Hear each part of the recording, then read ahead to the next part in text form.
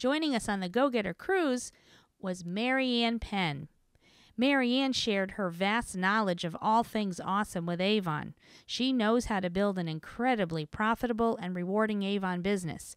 Maryann is a powerhouse. Maryann's been with Avon for 28 years and as a senior executive unit leader for many, many years. Her total team sales last year were over $3.5 million. She spent 15 years at President's Council, and those are personal sales, at over $112,000 a year. Help me welcome powerhouse Maryann Penn. Okay, well, 28 years with Avon, it doesn't seem that long. And because, you know, back then you only had to be 12 to start. So I was 12 when I started Avon. There was no leadership. So the only way to make money was to build a big business. District manager came to my house. She talked about President's Club. President's Club was $6,500 back then. And I looked at her and said, I can never do that. So I was 15 years President's Council. I really needed the money. I had a son born prematurely. He only weighed 2 pounds, 3 ounces. And like Lori, I wanted to stay home and raise him. He had some health issues, but I knew I had to pick up. I quit my full-time job at that time, had a full-time job, and went and sold Avon full-time. Went through a divorce 5 years later, so then I really needed the money, and I lived on what I made from sales. I did jump into leadership. I stayed a unit leader a long time, because I didn't get it, really. And I loved selling. I loved the sales. And it was hard to do both, but I needed the money. So anyway, I could go on and on about my story, 28 years worth, but we won't do that. We're going to talk about, yay, I did it, events. Events are my -- favorite thing to how to build a business. Okay, you recognize those, couple of those ladies there? They're short events. You know, that's a table in front of a store or a $20 table at a craft fair, something like that. A longer event, and my favorite, but you kind of have to build up to that. A 2 to 5 day event is like a county fair. I know there are state fairs. We thought about doing one of those. They're about 10 days long, and they're very expensive. But the short events, 2 to 5 days, you have to get your whole team involved. You will get customers, definitely, from any kind of a fair. You will get recruits, definitely. It's instant sales, so it's really a three-way thing. You can get customers from events, you can get recruits from events, you can sell right off your table. And you want to have, we always have a giveaway basket. Giveaway basket doesn't have to be fancy and expensive. It's just got to have some Avon products in it. You know, you want to make it look attractive, put the plastic around it, put a bow on it. And the most important thing is to talk to everyone and smile, because nobody's going to come up to your table if you're sitting there reading or you're not paying attention. You have to smile and you have to be approachable, okay? That is very important, smile. What goes in the event, what goes on the table? You don't want to crowd it. It has to be attractive. So you don't want to put a lot of stuff on it. Of course, you want your brochures with recruiting. I say flyers. I think everybody knows what a flyer is. It's, you know, the recruiting flyer. Either the one you made up or Avon's. I make up my own, and they're bookmarked. There's 4 to a page, a bookmarked flyer. You put it in the brochure. You want to have samples. We have learned from experience, you don't want to just put samples in a bowl, because what do people do? They'll come up and take handfuls of your samples, and then they're gone. So we make up little packets. You know, you might put a woman's fragrance, a man's fragrance, your business card inside, or a label with all your information. Never give out a sample without putting your information on it, because how are they going to know where they got it from? And then we don't put the basket on the table either, because they'll also grab the handfuls of packets. We give them out very selectively. We don't give them out to, you know, just anybody. We have a giveaway basket for the raffle. You have to be 18. Our rules, you have to be 18 to fill out the survey card, which I hope I have a survey card. Survey cards. Okay. So you want your name, you want your address, phone number, email address, very important, and 3 questions. Do you have an Avon representative? If no, would you like to have service from an Avon representative? Yes or no? And are you interested in making an extra $200 to $300 per month by sharing an Avon brochure? Notice we never ask, do you want to sell Avon? Because that scares the heck out of people. So we always ask, are you interested in making an extra $200 to $300? If they check yes, what we do is we will set an appointment right away. We used to try to do the appointments right there at the event. It doesn't work. They never put their first order in, or they put it in and never pay for it. I mean, you have to do a right appointment. So we have our schedule book, and we just make an appointment with them the next day or then, during that week. And if they don't do that, we just put and they have to fill the survey cards out completely, we tell them, to be in the drawing. So what do the survey cards do for you after your event? You've got all this information. Whether they say yes or no. Everybody gets a postcard, everybody gets an email maybe, and the people that checked yes, that wouldn't set an appointment right then, that we definitely call them, okay? And sometimes we get people months afterwards. They're not ready, it gives you a lot of follow-up. So there's a lot of work to do after an event because of the follow-up. Okay, brochure tossing. A lot of people say it doesn't work.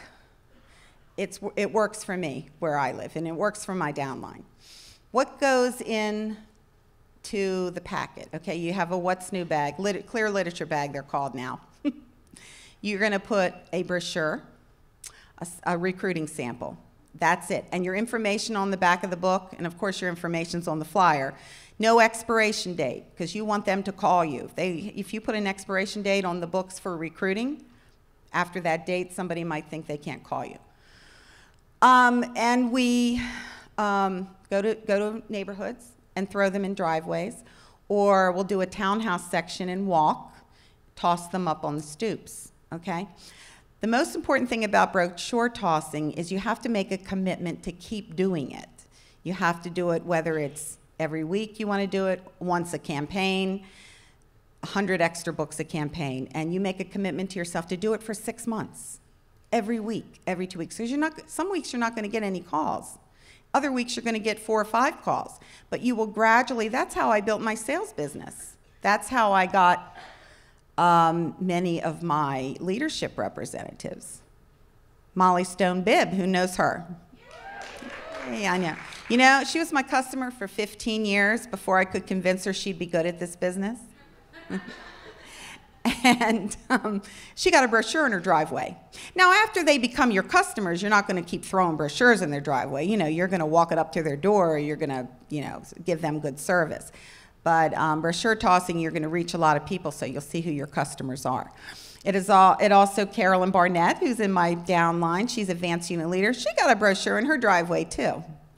So a lot of my helpers, and we'll talk about helpers in a minute, customers, recruits came from brochure tossing. But I did it every single week, unless it was raining. And I did 300 brochures every week on Fridays.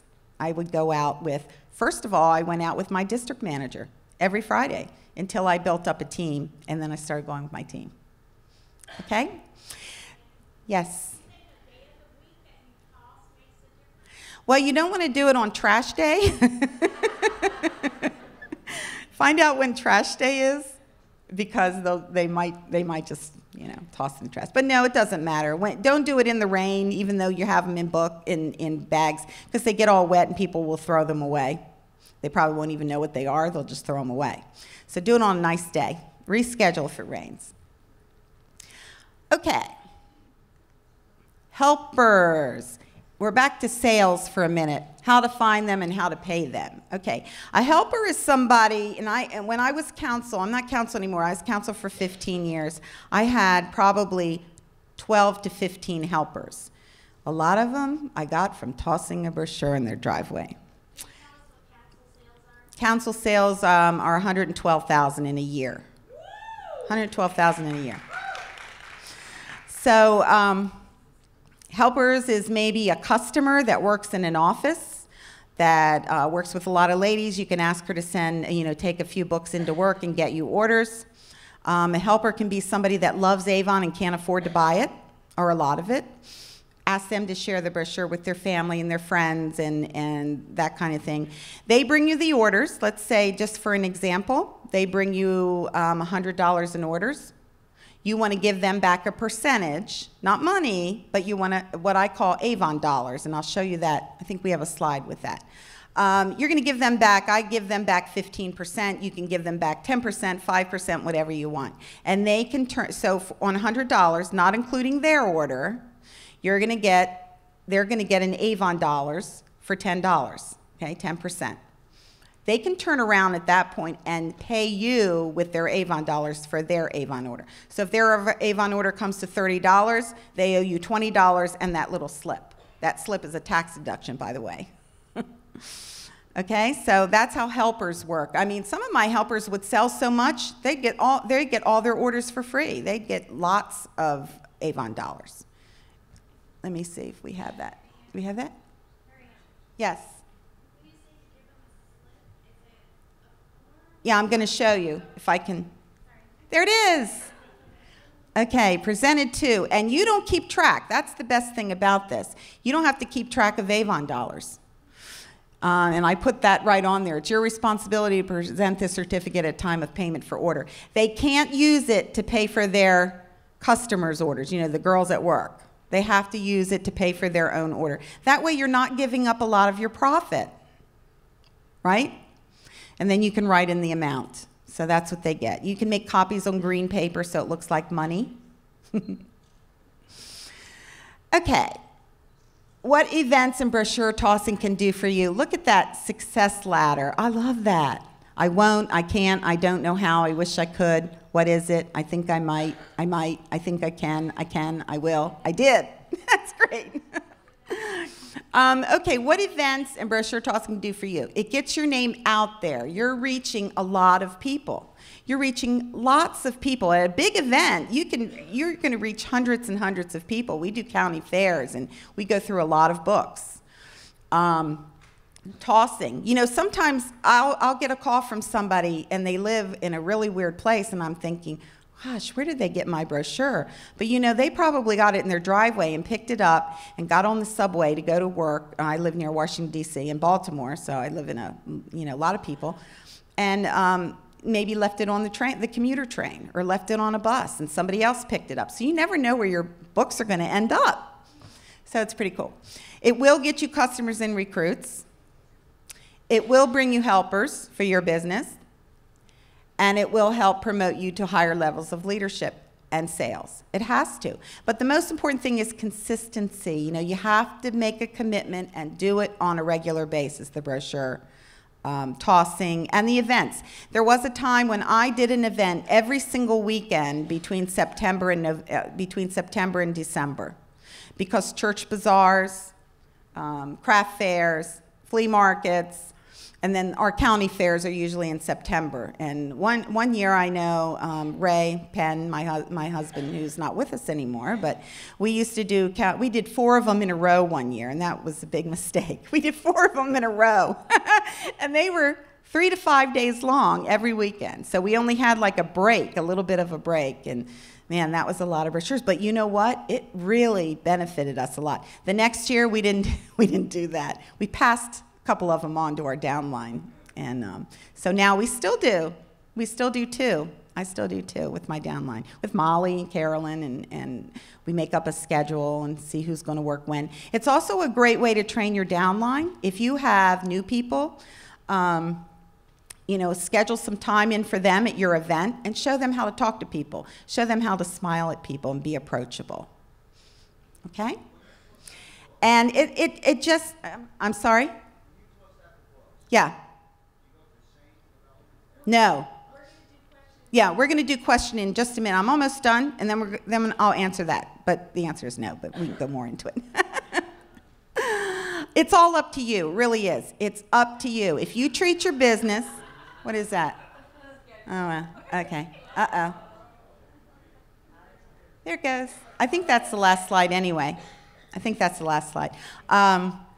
If you treat your business like a hobby, you're going to make hobby money. Most hobbies cost you money, right?